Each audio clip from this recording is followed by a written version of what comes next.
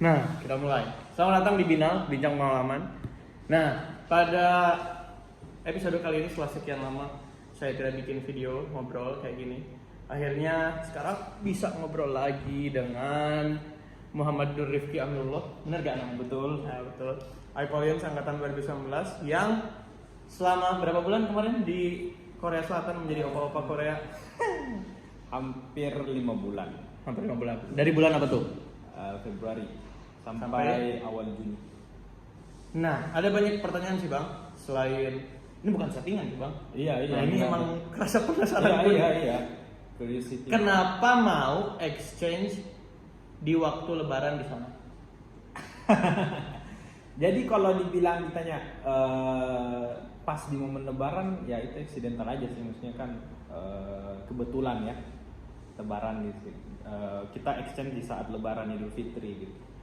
Tetapi seru juga ternyata Lebaran di kampungnya orang, di negaranya orang. Gimana tuh serunya, gimana tuh? Serunya ya misalnya kita ke berpuasa dulu ya, karena kalau Lebaran kan terlalu jauh lompatnya kita berpuasa. Puasanya pastilah ya lama ya. Maksudnya lama tuh? Sedikit lebih lama puasanya di sana. Durasi Harinya. Jadi kadang itu sahur itu jam 3:30 itu udah subuh. Udah imsyak Ya. Udah mau menjelang subuh lah, itu sekitar itu. Terus buka puasanya itu di sekitar jam 7 malam. Lumayan dong. Jam 7 malam itu udah kalau di sini jam 7 malam udah malam itu. Ya. Tapi kalau jam 7 di sana itu udah masih maghrib, baru maghrib. Benar, hitungan maghrib itu kan kalau matahari terbenam kan? Ya. Berarti di jam 6:30 itu masih agak terang gitu. Masih terang. Tergantung cuaca sebenarnya juga sih. Musim. Berapa musim di sana bang? Ya banyak. Musim dingin. Pas itu ada 4 musim gitu. Ya. Musim semi. Saya datang pada saat musim dingin, peralihan dari musim dingin ke musim semi. Ada salju gak bang di sana? Kalau di Busan nggak ada. Adanya di Karena mana? gue di Busan nggak ada. Di Seoul itu ada, tapi saya belum mendapatkan salju. Abang waktu itu ngambil kampusnya mana bang? Gue ngambil di Dongha University Busan. Itu ada fakultas hukumnya gak? Ada, tetapi gue exchange di sana tidak diterima di Faculty of Law-nya, tapi gue diterima di Faculty Business Administration. Apa yang dipelajari bang di sana? Jadi Di kampusnya dulu ya? Ya. Kalau kami kemarin itu nggak mengambil tentang business administration, to be honest. Kita lebih mengambil kepada pelajaran bahasa Korea sih, Korean language gitu. Jadi kita belajar tentang Hangul ya. Hangul tuh bahasa Korea kan? Hangul itu tulisannya. Oh, tulisan Korea. Tulisannya kalau ya percakapan sederhana, percakapan kayak misalnya perkenalan atau menyatakan suatu tempat, menyatakan suatu perasaan atau apa kayak gitulah. Karena kan basic banget gitu. Grammar gak sih? Maksudnya apa? Mirip grammar. Mirip grammar. Grammarnya Korea ya. Ala-ala ya. Gitu. Itu ambil berapa matkul bang Panen? Terhitungnya itu satu sih, tetapi dia SKS-nya banyak. Satu. Hanya bahasa Korea itu. Tetapi SKS-nya itu kalau kita pakai sistem SKS itu 13 SKS. Wih. Itu berapa pertemuan tuh dalam dia cara ngatur kan kalau di kita kan per matkul tuh ya satu pertemuan. Ya. Kayak satu hari ada 3 matkul yang beda. Ya. Kalau di sana cuma satu matkul, pembagiannya gimana tuh? Itu tidak kamu rasakan pada saat pertemuan, tapi akan terlihat bahwa ini ternyata diatur terpisah-pisah ketika kamu melihat kayak semacam sertifikatnya gitu. Apa sih namanya KRS-nya ya? Iya kayak gitulah. Jadi pertemuannya itu dalam 1 minggu 5 kali. 5 hari berarti? 5 hari ya. Dari Senin sampai Jumat. Sabtu Minggu free libur. Kelasnya mulai jam 1 siang sampai 1:10 sampai pukul 5. Itu selama 4 bulan lebih tadi? 4 bulan lebih. Itu kalau misalnya cuma satu matkul, ya. Dia ngedifferentiate apa yang dipelajari per pertemuannya kayak gimana tuh bang? Kayak misal nih, hari Senin belajar tentang tulisan, hari Selasa speaking gitu-gitu kan? Ya. Jadi gini, karena kan kita belajar bahasa kan, jadi kita dikasih kayak semacam bukunya. Modul gitu. Modul, betul, modul. Ada dua buku, ada buku materinya dan buku kayak semacam praktisnya gitu. LKS-nya. Iya, kalau kita pakai bahasa yang lebih mudah memahami, ada buku cetaknya, ada buku LKS-nya. LKS itu kan yang biasa kita kerjanya. Iya, kalau nulis prakteknya itu di situ. Tapi ada juga lembar materinya. Tapi materinya itu jangan berharap banyak karena kamu mungkin bisa mempelajarinya, tetapi lebih clear lagi ketika kamu mendengarkan langsung dari gurunya, dari Songsengnim-nya. Jadi guru itu bahasa Koreanya Songsengnim ya. Songsengnim. Gitu. Ada ini gak bang waktu? Oh sorry, gue belum selesai. Oh ya, jadi materinya itu tadi kan sampai ke pertanyaanmu bahwa bagaimana membedakannya kan materinya. Jadi dia dibahasnya per bab gitu. Jadi dalam satu bab di buku itu bisa dihabiskan dalam beberapa hari gitu. Pas ini bang, aku kan dulu pernah nyaris exchange. Bukan nyaris exchange. Iya, exchange. Saya tahu ceritanya. Iya. Nyaris berangkat. Nyaris ya, tetapi karena COVID, iya. Penerbangan ditutup. Ya. Nah, salah satu keresahan karena waktu itu ke Taiwan kan dan Taiwannya di Tainan. Iya. Jadi Tainan tuh kalau di peta Taiwan tuh dia paling selatan. Iya. Dia arsitektur bangunannya cenderung ke British, cenderung ke Inggris karena dia dijajah sama Inggris. Iya. Nah, salah satu ketakutanku exchange waktu itu adalah bahasa, Bang. Nah, awalnya aku tuh pengen ke negara yang commonly speaking English. Nah, ketika tahu paham bahwa Taiwan ternyata kurang, apalagi di Tainan, kota tertuanya, nah itu bikin gemeter tuh. Kayak kita kesana nggak tahu bahasa China atau Mandarin, dan cuma tahu dikit tentang bahasa Inggris. Nah, bingung tuh gimana caranya hidup di sana. Nah, abang menemukan ketakutan itu ketika sebelum berangkat gak? Dan ketika pas udah sampai Korea, ketemu gak sama ketakutan itu? Iya. Sebelum berangkat itu sebenarnya sudah di warning. Dari orang tua sendiri, bahkan dari keluarga-keluarga, dari teman-teman. Ente exchange di Korea, itu kan Korea kan bahasa Inggris bukan bahasa utama. Dia pakai bahasa Korea gimana? Ya kita mempercayai bahwa ya betul, tetapi mari kita mencoba bahasa Inggris ya di sana. Jadi kita harus siap gitu loh, karena kita sudah tahu sendiri bahwa Korea itu ya pastilah mengutamakan bahasanya sendiri kan. Ya sudah, kita berangkat. Sampai di sana, apakah teori betul bahwa banyak yang tidak paham bahasa Inggris? Betul adanya. Apalagi di Busan ya, karena Busan kan bukan ibu kota ya seperti di Seoul. Pengalaman di Seoul itu jauh lebih banyak yang bisa bahasa Inggris dibandingkan dengan Busan. Di Busan itu sendiri ya untung-untungan kalau kamu bisa dapat orang yang bisa bahasa Inggris, itu untung-untung banget itu. Tapi kalau enggak, nah itu yang susah. Nah, dalam exchange kan atau kita pergi ke luar negeri nggak bisa bang naruh kalimat untung-untungan. Iya, kayak paham nggak sih kita kesana nggak mungkin kan kita berangkat gak apa-apa lah untung-untungan ya ketemu bahasa Inggris yang udah kan nggak bisa kayak gitu. Nah, untuk overcome itu, untuk menghadapi adanya fakta bahwa ternyata nggak banyak yang menggunakan bahasa Inggris, iya, pakai isyarat nggak atau kayak mana gitu? Paham. Ini kita harus kembali ke kemajuan teknologi ya. Jadi betul-betul kita nggak bisa berpisah dari Google Translate. Oh iya, beneran. Jadi hidup kami itu di Korea itu sebagian besar diuntungkan dengan Google Translate. Contoh praktiknya gimana? Ya misalnya gini, kita mau pesan apa ya, misalnya kita mau pesan tteokbokki gitu. Tteokbokki. Kita kan nggak paham. Biasa pakai bahasa isyarat sih, tapi kalau misalnya kita punya special request, nah itu yang ribet itu. Kayak jangan pakai babi. Nah, jangan pakai babi. Kita pakai Google Translate. Tulis itu jangan pakai babi. Tolong tidak pakai babi. Kita perlihatkan jadi. Oh gitu? Iya, begitu. Ya karena nyata berarti cara berkomunikasi kayak gitu tuh praktis, benar ada. Praktis betul ada, betul-betul ada. Betul-betul ada itu bahwa kita berkomunikasi pakai Google Translate. Nah, ini yang lucu. Waktu pertama kami tiba di Busan, kan itu kita ada karantin ya.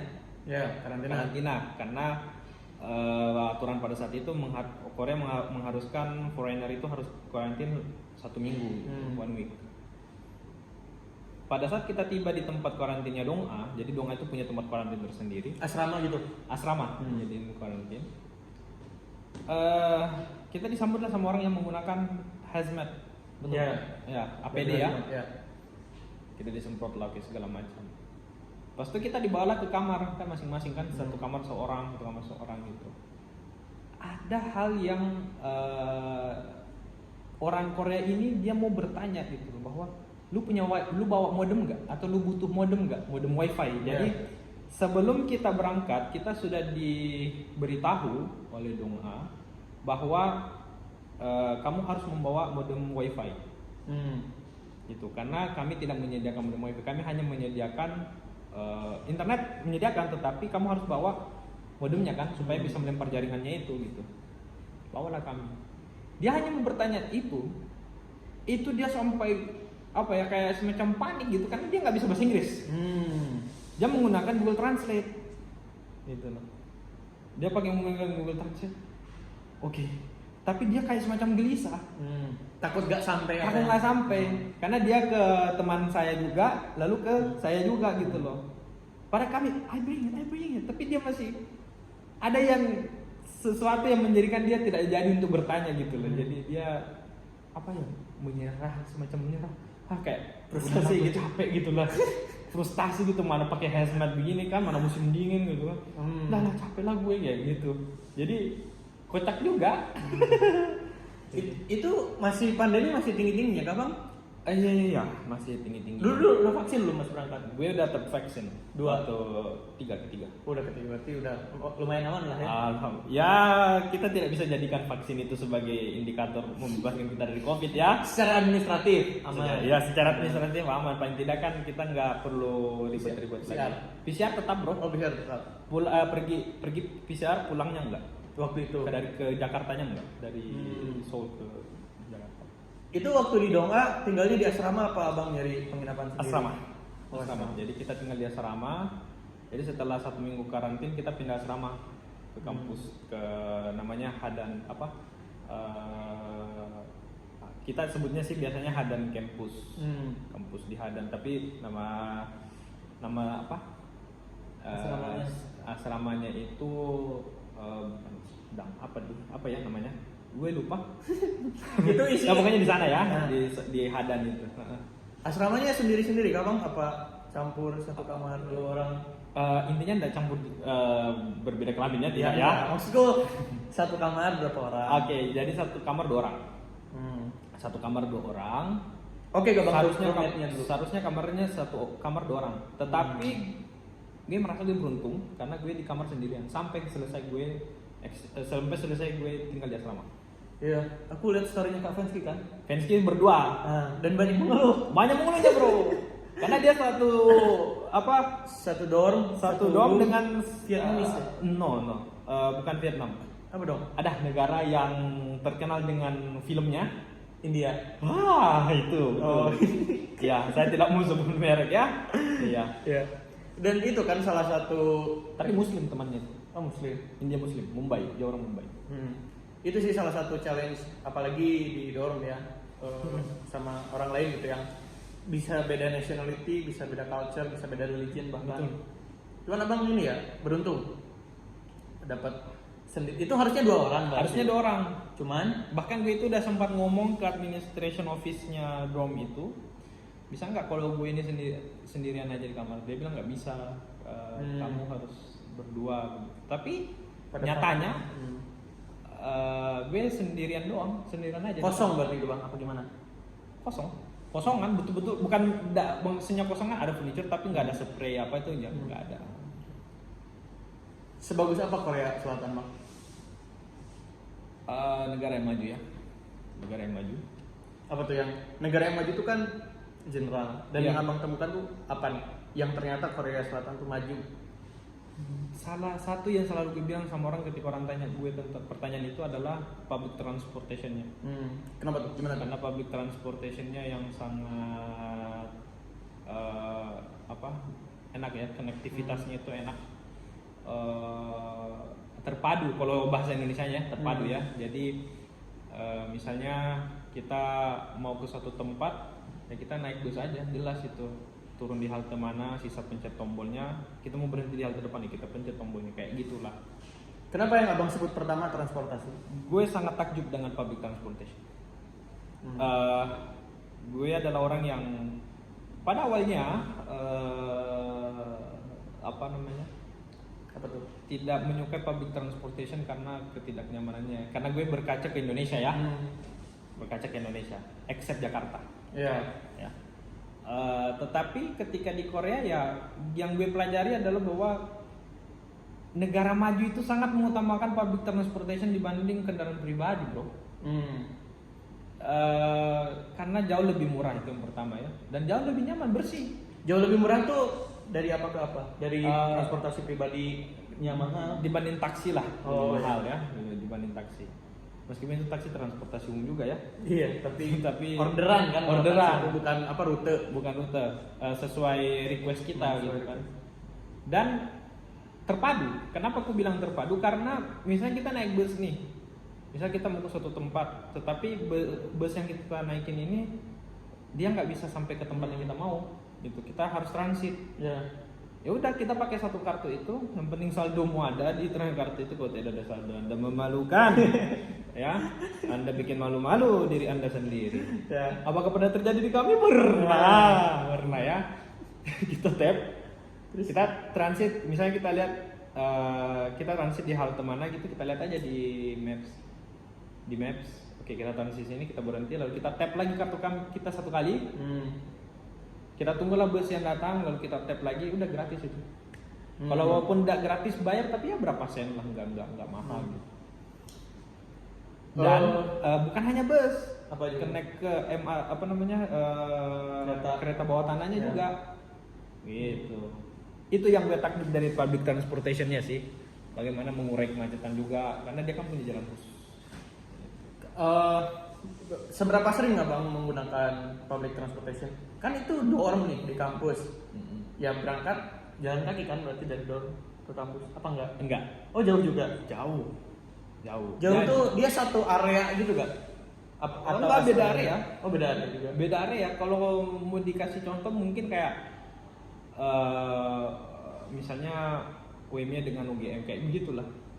Tapi itu asrama Donga juga, asramanya Donga. Donganya yang besar atau emang terpisah-pisah? Terpisah-pisah. Jadi Donga itu punya 3 kampus. Ada di Bumin, ada di Sokdang, dan ada satu lagi ini khusus kedokteran. Tapi aku nggak tahu namanya, aku nggak pernah ke sana. Kami tinggal di ada Bumin, ada kampus Hadan, ada Bumin, dan ada satu lagi yang gue bilang kedokteran itu. Yang kami tinggal di Hadan. Kami tinggal di Hadan. Untuk ke Bumin itu kita perlu naik bus. Jadi kampus itu sudah menyediakan setiap hari kerja Senin sampai Jumat itu bus untuk mahasiswa. Dosen pun juga nggak santai, dosen juga. Bus gratis. Yang penting kita tunjukkan kita punya ya semacam kondisi kayak KRS kita. Oh KRS. Gitu lewat HP untuk membuktikan bahwa kamu mahasiswa Donga gitu. Itu free. Jadi pemberangkatannya itu ya setiap 1 jam. Ada terus ya? Ada terus sampai jam 9 malam. Ya, sampai jam 9 malam. Sekarang bang, kalau aku tanya, ada gak sih yang sesuatu yang bikin abang pengen balik lagi ke sana? Apa gitu yang instead kita kesampingkan duitnya ya? Iya. Kita kesampingkan waktu, kesampingkan duit, kesampingkan kesempatan. Apa yang pengen, makanan kah, tempatnya kah, atau suasana? Yang pertama pertemanan gue sih. Pertemanan. Jadi gimana berarti orang-orangnya itu? Gini, terus terang kalau orang Korea, betul-betul orang Korea murni itu sedikit yang kenal. Tetapi yang kami banyak kenal itu adalah orang-orang di luar Korea malah.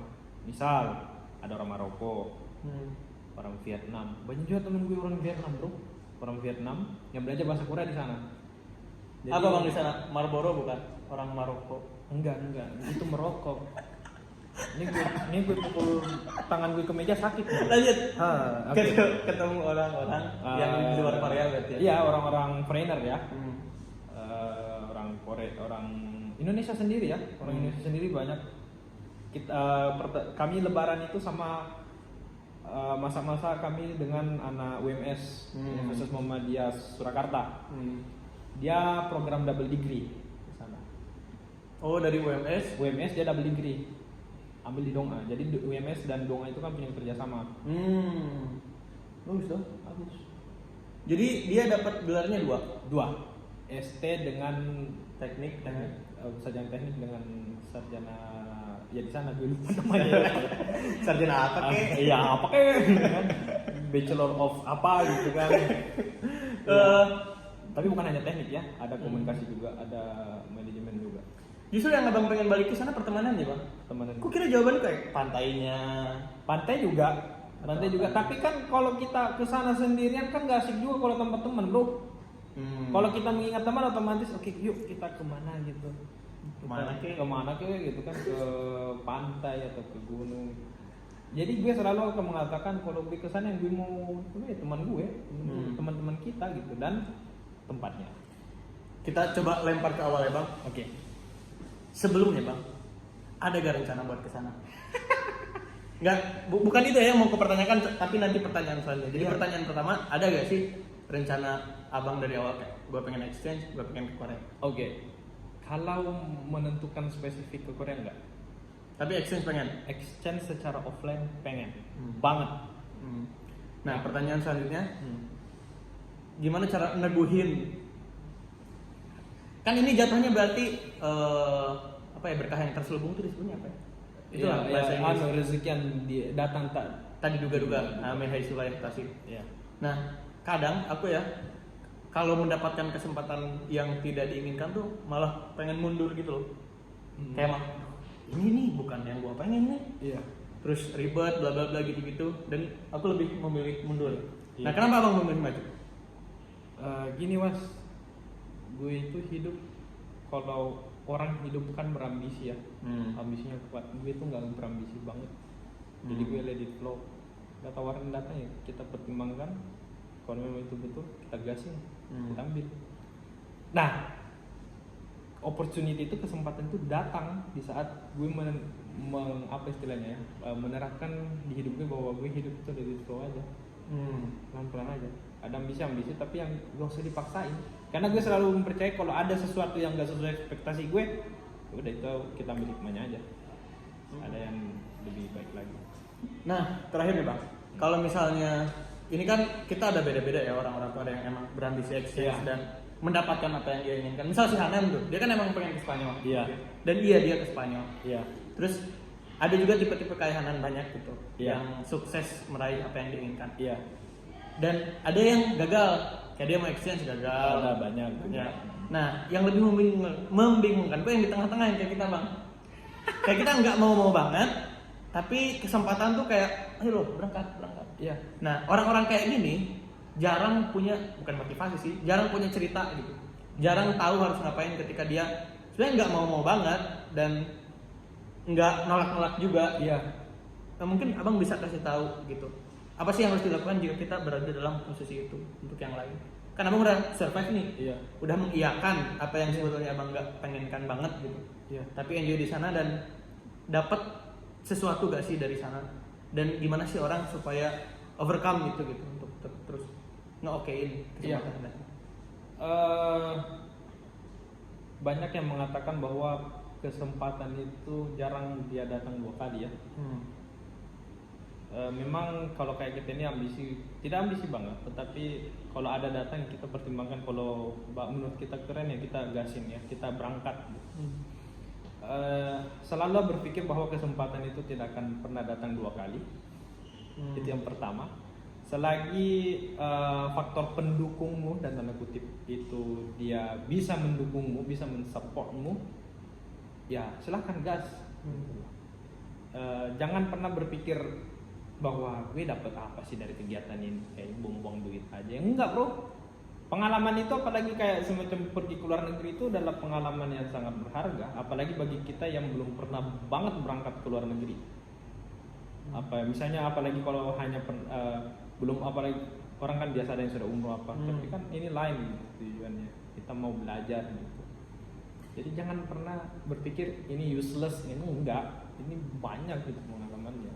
Jadi kita jangan nunggu siap berarti ya Bang. Iya.